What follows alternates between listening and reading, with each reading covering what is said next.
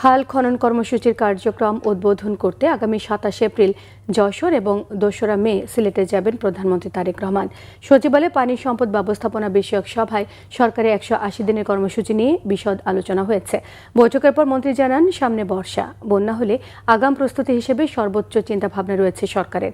চট্টগ্রাম এবং ঢাকার জলাবদ্ধতা প্রসঙ্গে পানি সম্পদ মন্ত্রী জানিয়েছেন, অল্প সময়ের মধ্যে জলাবদ্ধতা নিরসন সম্ভব নয়, তবে সরকার এ বিষয়ে ইতিবাচক বলে তিনি জানান।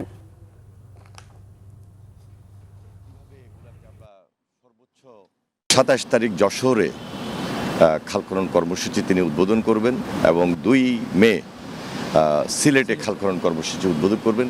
এছাড়াও আমাদের সারা দেশব্যাপী এই কর্মসূচি অব্যাহত রয়েছে। আমাদের মন্ত্রণালয়ের আরও আনুষঙ্গিক যে সমস্ত কাজ রয়েছে সেগুলো নিয়ে বিশদ এবং বিস্তারিত আলোচনা হয়েছে। সকল ব্যাপারে আমাদের প্রস্তুতি আছে। আমরা তো ইচ্ছা করলে খুব এই অল্প সময়ের মধ্যেই সকল জলাবদ্ধতা দূর করতে পারবো না, তবে আমাদের আগ্রহ, ইচ্ছা এবং মহৎ উদ্যোগ রয়েছে এগুলা নিরসন করার জন্য।